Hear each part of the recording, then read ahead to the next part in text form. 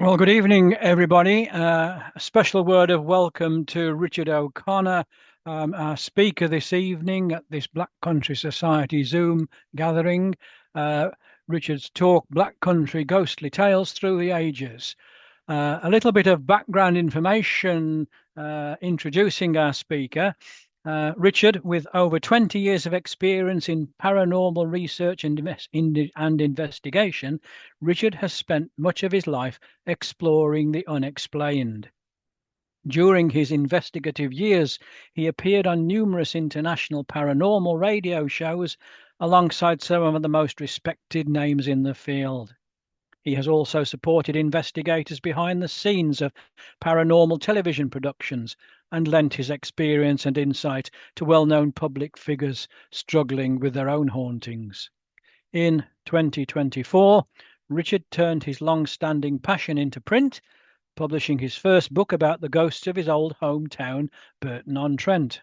But having spent his early childhood in Great Barr, he was inspired to delve deeper into the region's rich supernatural heritage, leading to his latest book, Paranormal Black Country, from which Richard will share some of the fascinating tales and anecdotes this evening. Whether you're a firm believer or a committed skeptic, his blend of intriguing stories and historical insight promises something for everyone. At which point I will hand over.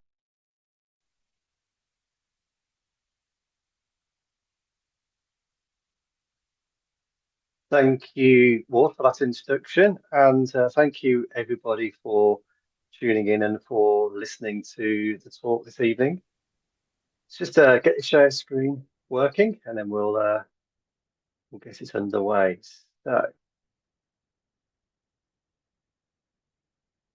right, hopefully you can all see that perfectly fine. Great. So yeah, this is Paranormal Backcountry through the ages, and yeah, part of the reason, really, the main reason for the talk being this way really is because so when I started writing Paranormal Black Country about 2 years ago, at the time I launched into it, I had this real kind of perception that the Black Country was going to be all about the Industrial Revolution. Yeah, it's kind of given away really by the background I've used on that particular slide.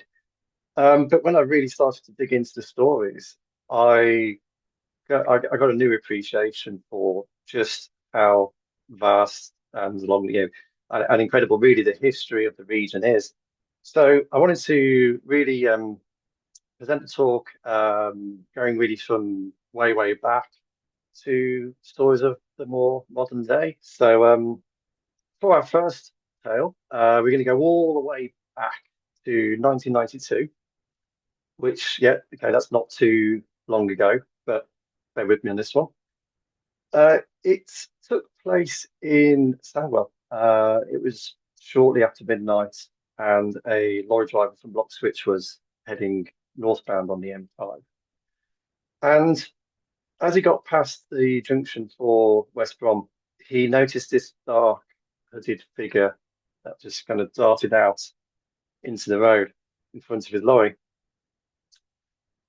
He hit the brakes instinctively.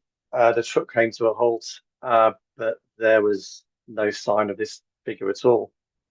And this driver, he was really, really panicked. He thought, well, I must have hit someone there. I don't know what's going on.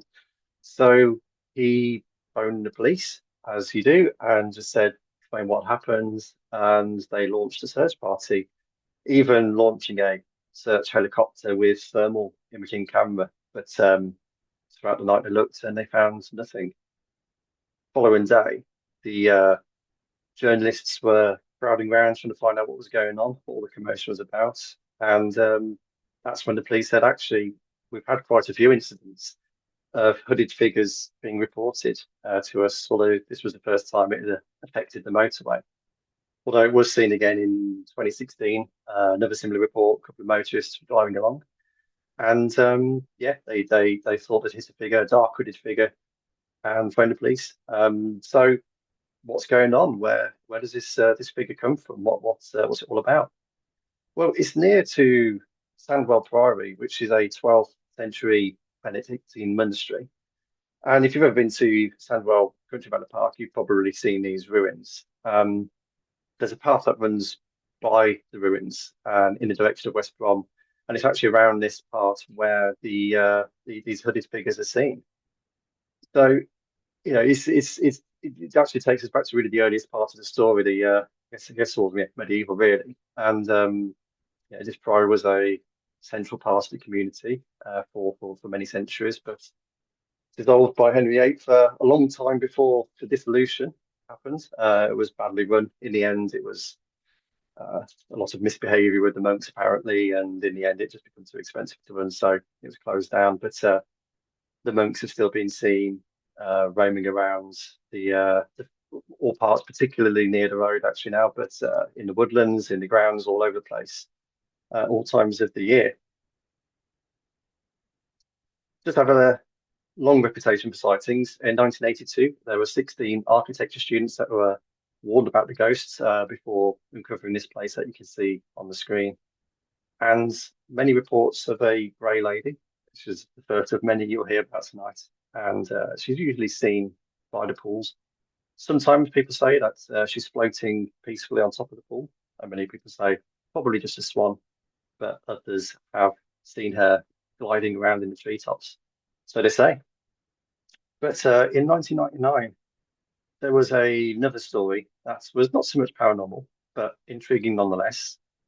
When anglers were spending the night by one of the many pools, and they reported seeing something that they said was about 3 feet long with a lengthy snout and a long tail.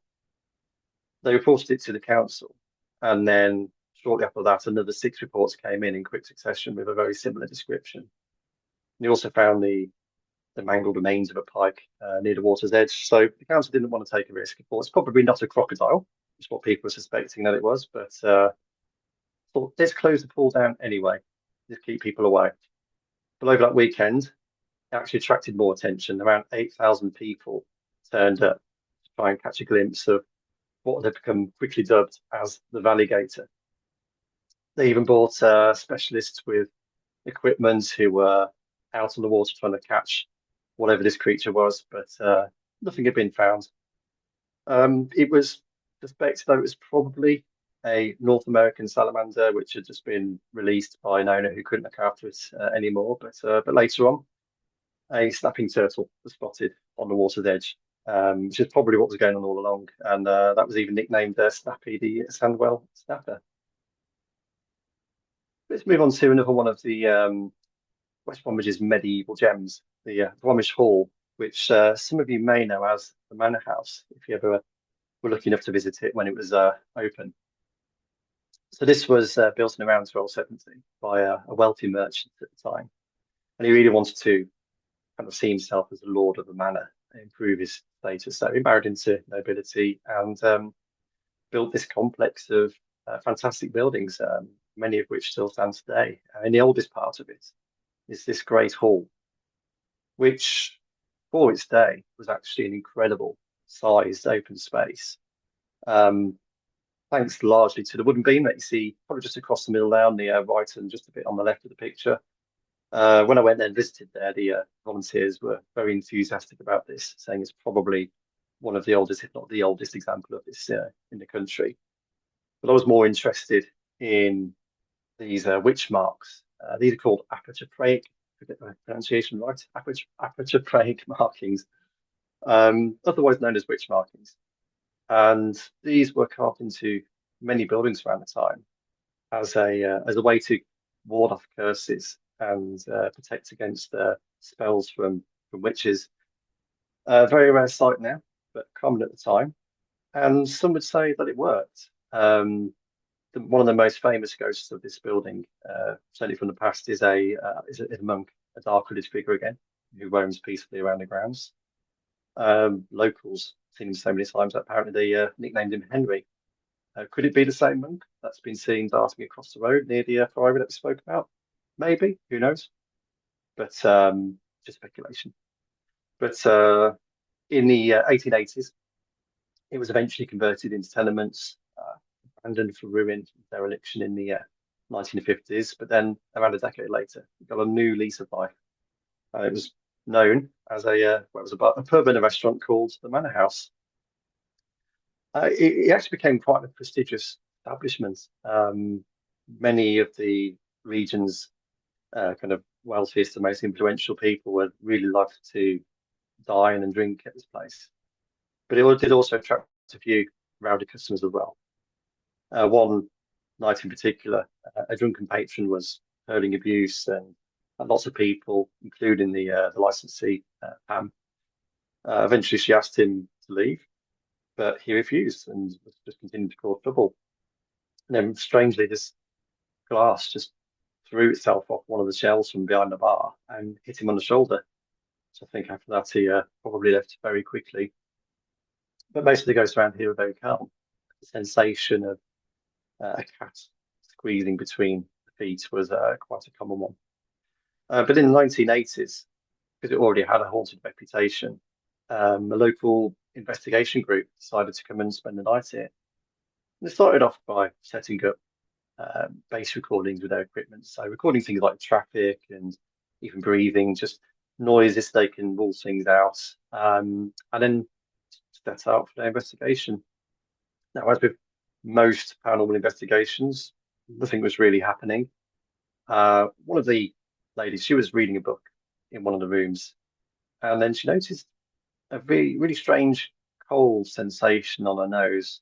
I thought, it's probably nothing, but it's a quiet night, so I'm going to record it anyway.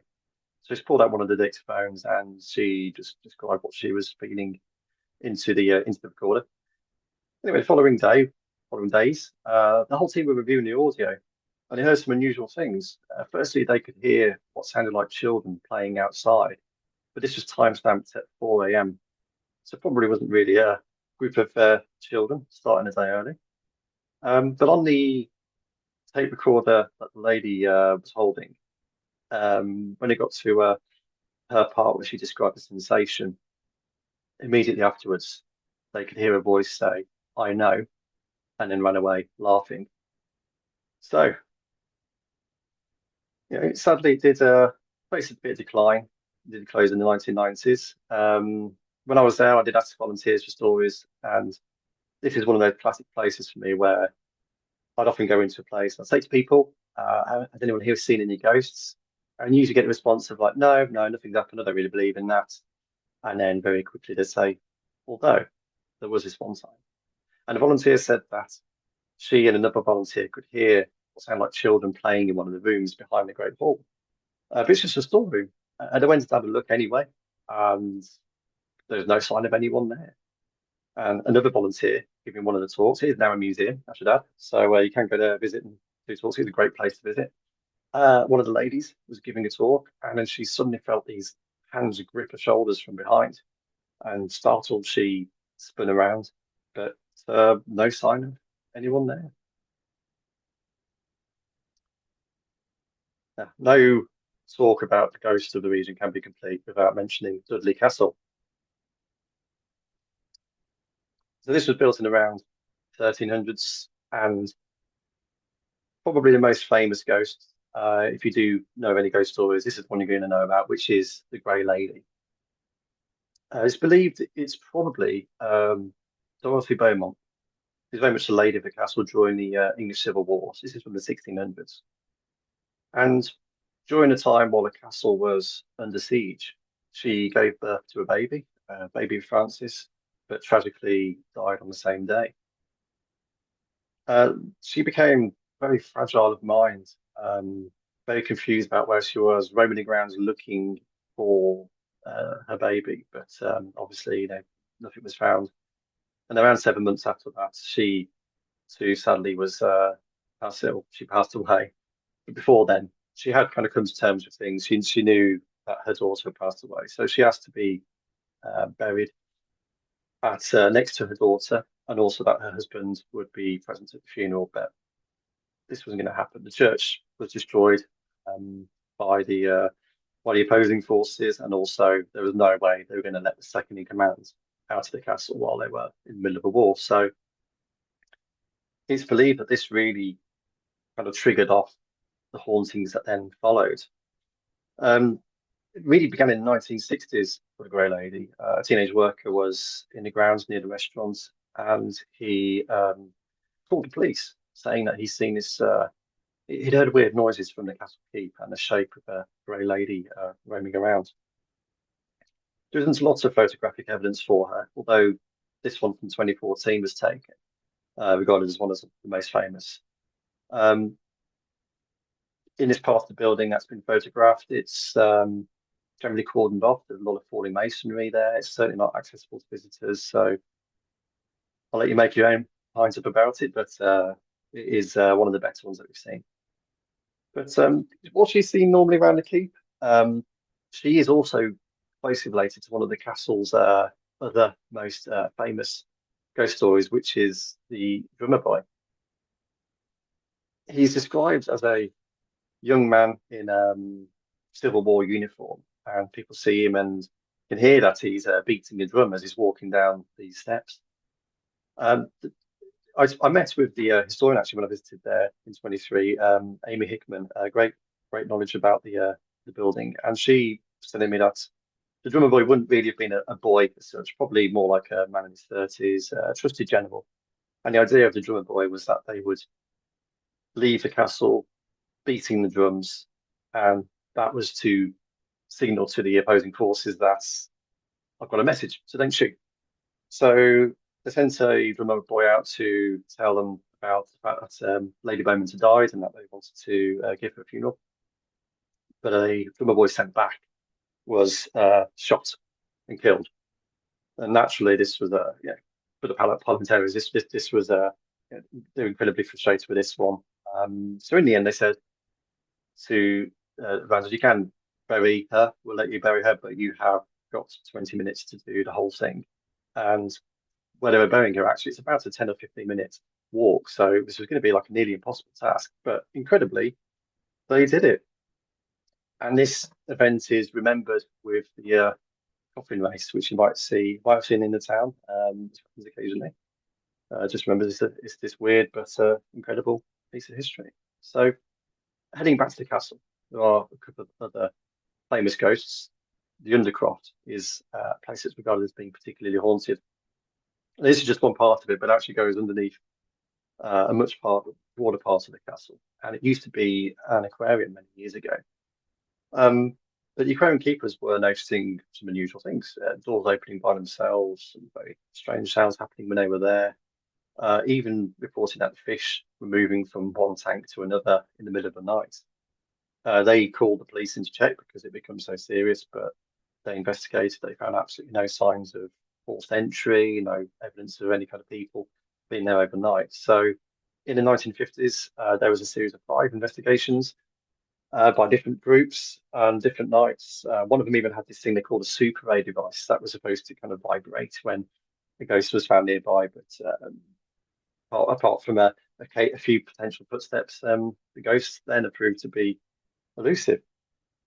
But there was one particularly vivid sighting that happened many, many years later.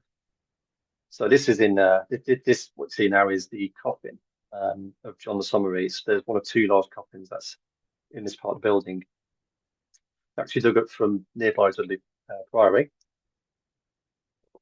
Now, John was believed to be not a particularly nice person. In fact, he was actually called the Bad Baron of Dudley.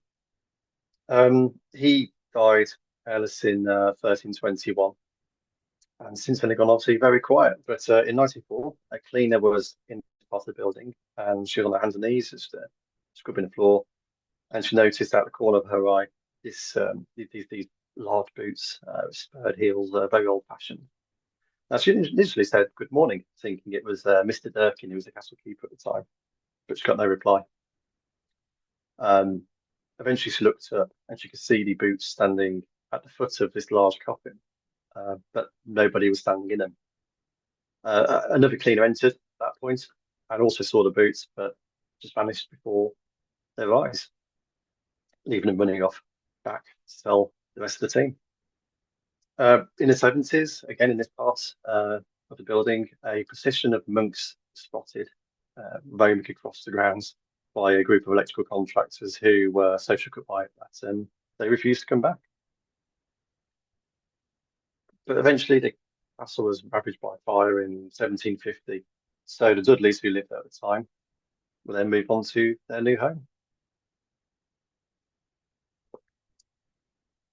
So this is Himley Hall, built in around 1740 on top of a older building before that, and continues really with the Civil War theme for us, because the building itself isn't actually regarded as being particularly haunted, but the grounds around it is where all the ghosts are seen.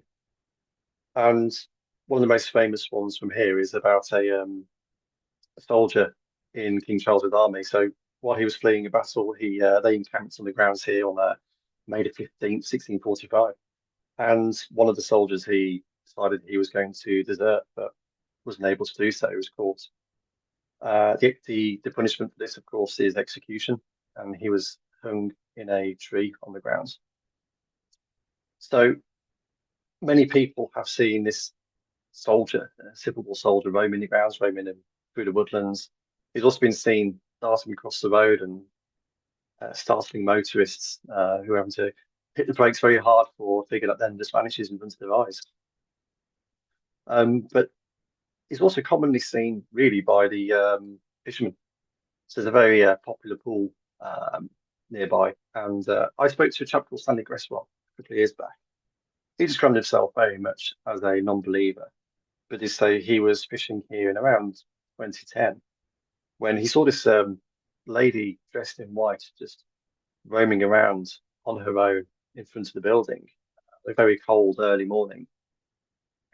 Did try not to think too much of it, but he did speak to one of the rangers when they came down to come and see how the anglers were getting on. He asked about this girl, and the woman said no, nobody there. There should be no one here now. But also told them that it wasn't the first time she'd been seen. Stanley said to me that he said, I don't believe in ghosts, not even now. But he did also say that he could not explain what happened that morning. She's just one of a few women that's been seen, at least 5 occasions over a 19-year period. There was a near miss with a motorist.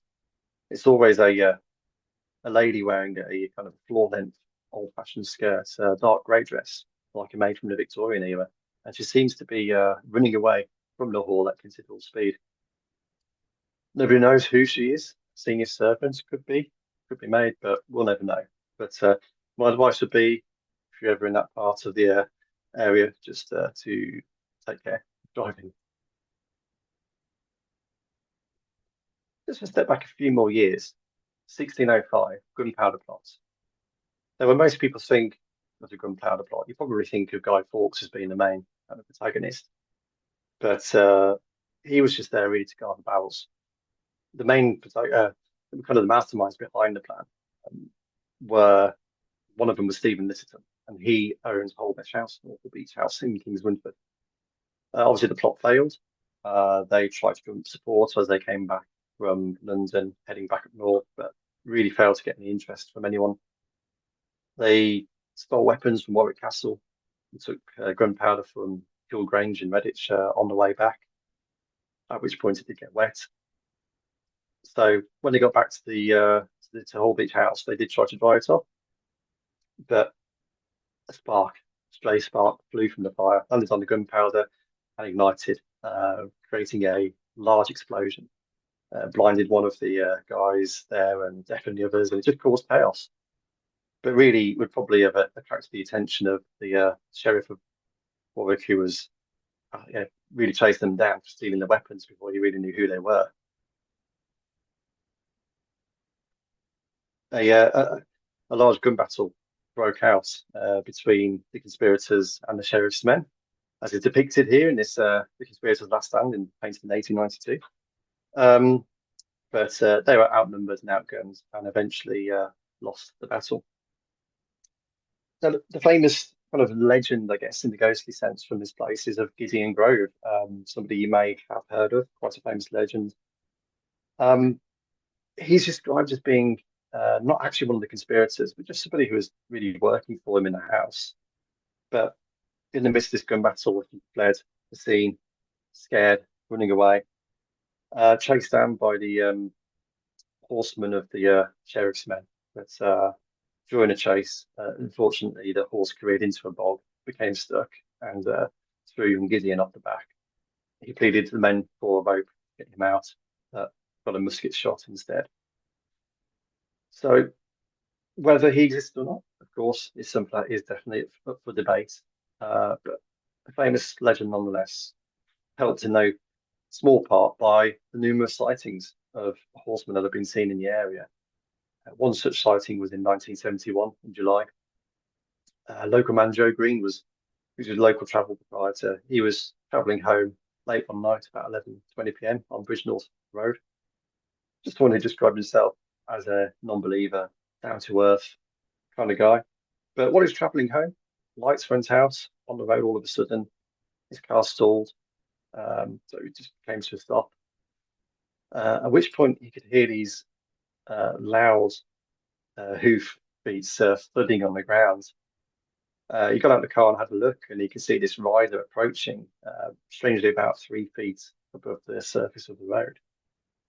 But he got a good enough look to say that this rider was wearing a dark blue velvet coat and a cocked hat. And as his rider shot past him, the area behind him lit up with this kind of orange glow. Of course, that area being where Hall Beach House was. But as the rider came past, eventually the lights came back on. He was confused, understandably, didn't really know what was going on. He told his friends and family about it, but they really kind of forgot all about it until the legend of Gideon was reported by the Black Country Bugle a couple of years later.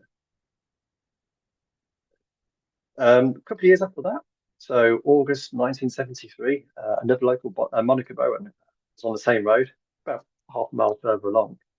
Returning home from a social evening with a friend at Lytton Prize, they were on a motorbike, and similar thing really, a motorbike just stalled, came to a stop, and all around them, these girls could hear this deafening hoofbeats. They didn't see anyone, but they could hear it very loudly.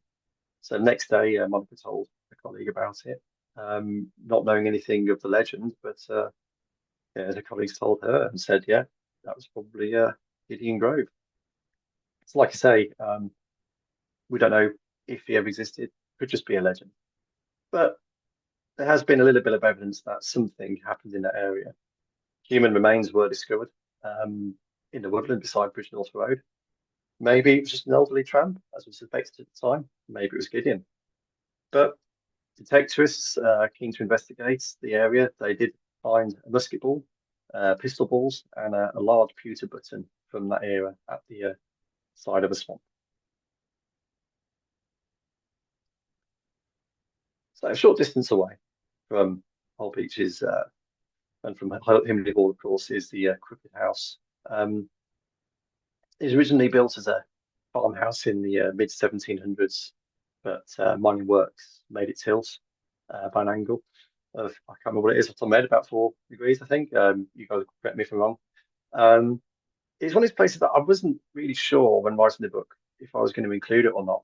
But during the August of the year while I was writing it, 2023, unfortunately, this happened, which of course are unforgettable scenes for many of us. This is, of course, the unlawful destruction of the house. While Gideon's crimes were, or crimes against Gideon, I would say, would have inevitably have gone unpunished. Hopefully, whoever did this to the Crooked House will be caught. There's very little of it left now. I went down there in the later in the year just to see if I can get anything photography wise, but there was very little left. These great purchases were falling into the cavity of the cellar. But these pictures are quite unpleasant, I think. So let's switch to this one. It's actually by our very own Andrew Homer, who kindly gave me some pictures that I could use in the book, including this one. After the fire, I started doing some research to try and find out a bit more about the building and its haunted past. And because of the fire, people were going onto Facebook. There's a group set up, Save the Crooked House, and they were really just telling everybody of their stories and reminiscing from days gone by that they'll sadly never get back. But amongst those stories were tales of the paranormal. So one of the most famous ghosts is Polly. It could actually be two ghosts, actually. She's often described as being dressed in a parlourmaid attire, sweeping by the fireplace. But others say she's there behind the bar pouring a drink, so who knows? But in any case, whenever anybody gets close, she vanishes. She gets blamed for odd occurrences in the bathroom, such as the doors opening on their own and closing on their own as well, and just loud noises, singing as well. One person had said that a cubicle door slammed shut behind her, one alone in the bathroom, and another one saying about how the air turned icy cold. So they seem to be attracted to the bathrooms for whatever reason. But even the non-believers were quite scared at times. I spoke to a chap called David Shotton, who was a former landlord. He kindly told me about one of his experiences. He said it was late one night, they were closing up, and he was cleaning cutlery with the staff after closing, which is something that he said he did all the time, as a regular thing. And they could hear these loud kind of hidden footsteps from the toilet behind them. So shouted to use the door in the lounge because the main one's closed, but didn't get any kind of response. The sound stopped. They went to investigate, but no one was ever found. There was also stories of an old man who was seen in the bar by many people. But staff even went to go and serve him a drink. He sat down at the one of the stools, but as soon as anybody would try to speak to him, he'd always vanish.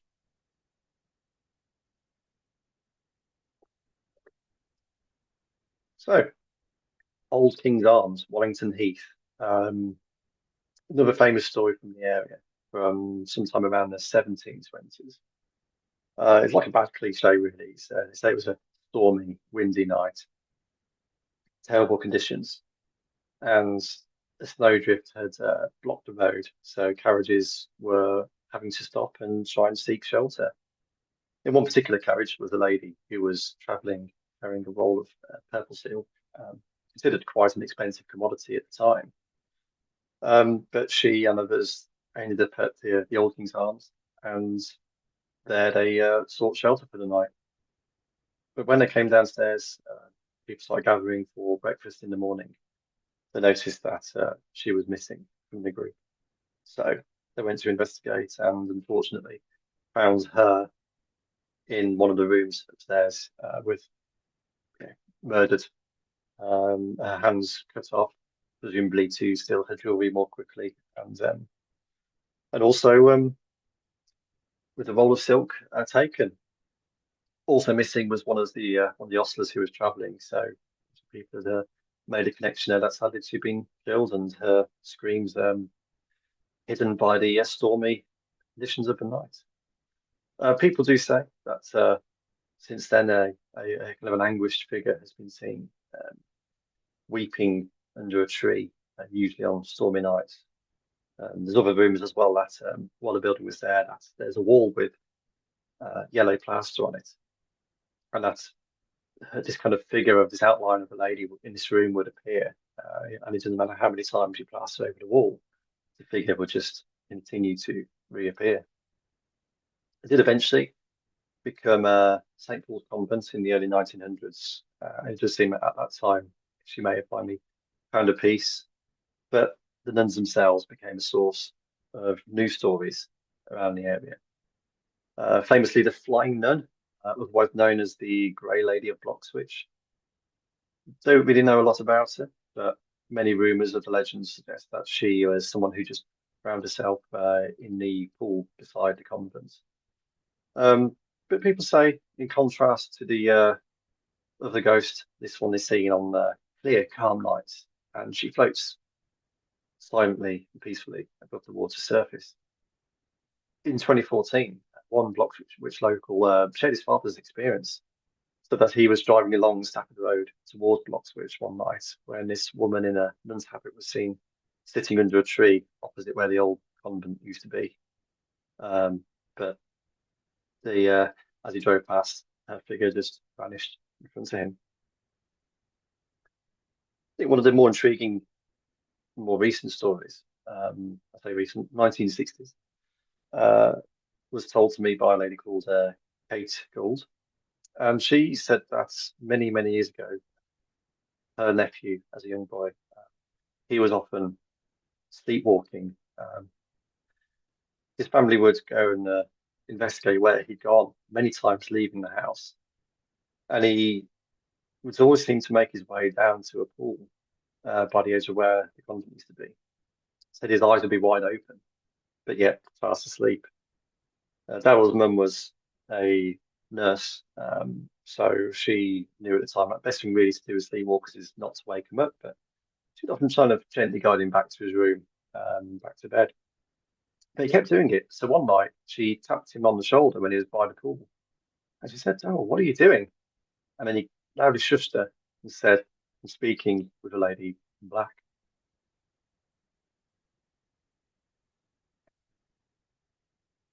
On to Warsaw, the White Hart Inn. This is a place that is, again, there's a good chance you probably know of this building, the one that's steeped in legend and mystery. It is famous for its hauntings. It was built in around the 17th century. It was a home at the time for the mayor, George Hoare. But it became an inn quite a long time ago in 1801. But during restoration works in the upper part of the building in around 1870, a most unusual experience or thing was discovered, which is the appears to be a mummified child's arm next to a Cromwellian era sword. Um, there's a lot of speculation as to what this could be. The popular legend is that it's a hand of glory. This is usually from a hanged fellow rather than a child. And what they believed is that these hands of glory, you could make them into a candle out of wax, using wax, using oils, lighting the fingers like the wick. And if you carried one of these into a house while you were breaking in and burgling it, essentially, it would paralyze the owners, allowing you to go in and just commit your crimes without noticing. It was probably just a medical specimen, but it did fuel stories of the building, of the ghosts that were to follow. So give it a picture. One of the people who did say that they'd seen the ghost there was a lady called Helena, who was a wife of a licensee there in the 1940s. She was telling the local papers at the time that one day she awoke to a kind of shimmering figure next to her bed. Um, Terrified, she decided she's going to hide under the sheets and just wait for it to disappear. She eventually would. Um, would often be heard by everybody who lived there, clomping sounds of footsteps going usually up to the attic space. Later in the 1950s, James Moran, another licensee there, he said they had some similar experiences. Um, Hearing these sounds going up to the attic quite frequently before it investigates, and he found that there was a small imprint of a hand clasping the table, but these imprints were fresh, despite the fact that no one had been up in that space for many, many years. He said they tried to keep it quiet from the family, but they all heard it. The wife heard the same thing, the children heard the same thing. The dogs would also hear it as well. They'd always be growling at the door to the attic. And that pattern continued even later into the decades that followed. One of them was a man called James Paxton. He was a former RAF policeman who was standing in for the licensee for a short period. And he described the pacing on the floor sounds, again, coming from above him. And he had a large Alsatian that would growl at the door. And that was just enough to make him, with his fur on his back, enough to make him run downstairs and just refuse to ever work there again.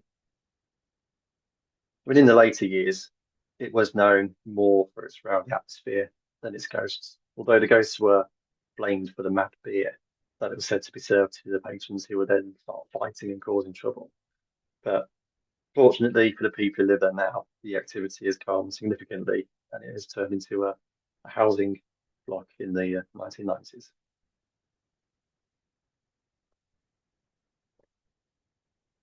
So back to Dudley and the Station Hotel. Back in its day, it was an incredibly famous and well-known place to stay. Although it does have a reputation now, it claims to be, or people claim for it, that it is probably the most haunted hotel in the West Midlands as a whole, if not the Black Country alone.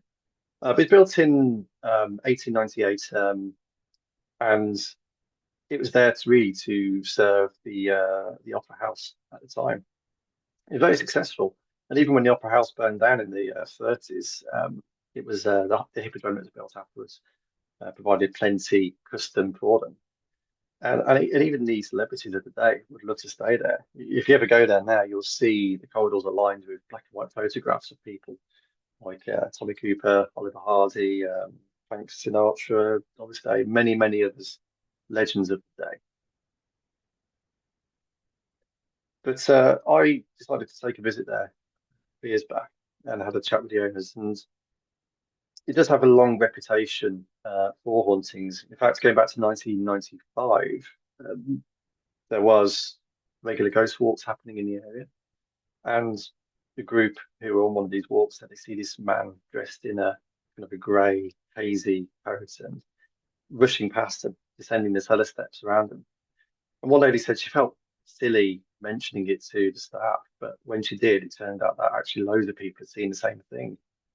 On another ghost walk, another one was that it was so vivid that they actually thought it was kind of part of the act, that they got someone in costume to come and spook them all. But the group organising it said no, nothing to do with them. But the owner at the time, who when I went there was Tony, and he was telling me that there's the whole of the building really is haunted. I mean, the stairwell here, lights which are motion detecting, these would turn on even when there was no one around. Corridors between the rooms, they're also known for their own hauntings. Sound of children playing is commonly reported one. One of the staff I spoke to when I went there, and she said the same thing. She was staying there for New Year's Eve with a friend. And yeah, about midnight, they could hear these children running around playing up and down the corridors. But the most haunted part of the building, allegedly, is room 214. This is a bit of a nondescript room, very kind of plain looking. It does have a haunted past. Um, Many people here experience all kind of things. A figure standing by the window is a common sighting. But most people feel things, I guess you could call it poltergeist activity, things like their arm being lifted while they're laying in the bed in the night. One lady was staying with her daughter on these two single beds, and in the morning when they woke up, one of the beds had been moved to a like a 45-degree angle into the room. A builder was staying there when they were doing the contracting and the renovation work. He was hearing sounds all night. He said he could hear noises coming from the wardrobe. And when his toilet roll just came out of the bathroom door and just rolled across the floor, he said, "That was enough for me. I'm out of there." Grabbed his coat and then he ran downstairs and he just said to the staff, "No, I'm not going back in that room." And they had to actually go back in there and get his things for him. I decided to stay there myself, actually. Asked to be put in this room, obviously. But sadly, I didn't get to experience anything. But I don't know, maybe I should have stayed in the room a couple of doors away, room 217, also reported to be haunted. Many people hear the TV or see the TV coming on its own, even when the remote is far, far away from them. But Tony said he was showing some people around one day, showing them all of these rooms. And they used to have this kind of decorative pram by the window at the end. He showed them into the room, then had a look around, came back out, and when he went back up later on to just check on the rooms, he noticed that the pram had been moved from the window to being right up against the door, to get into the room.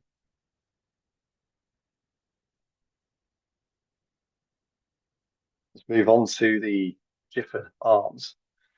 This is one of those places that I think Andrew said it in one of his books actually. It really looks like it should be haunted.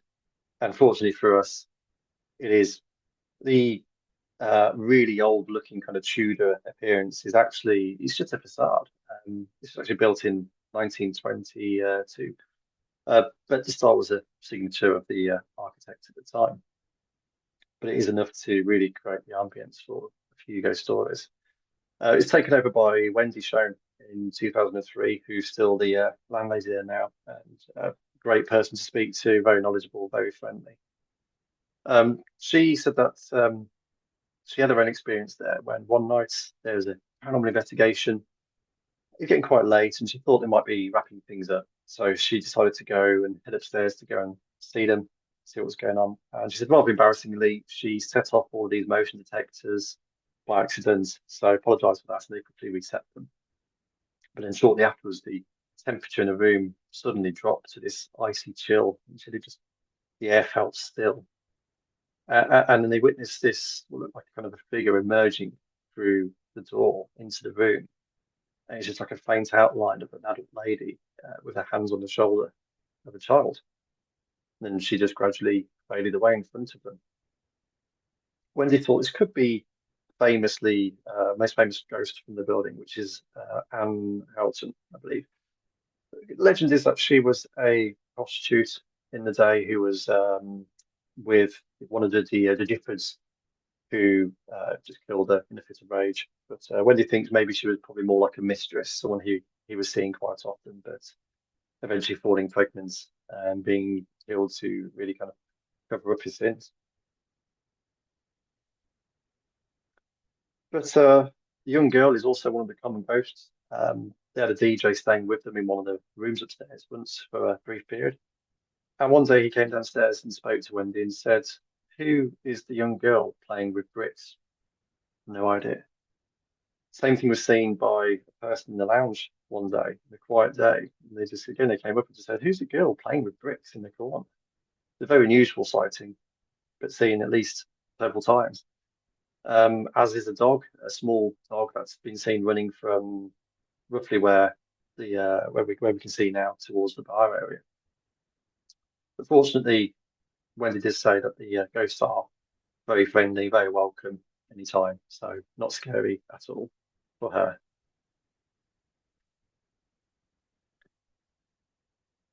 So, Beldray and Co. This is one of those buildings that really kind of came off on the back of the Industrial Revolution.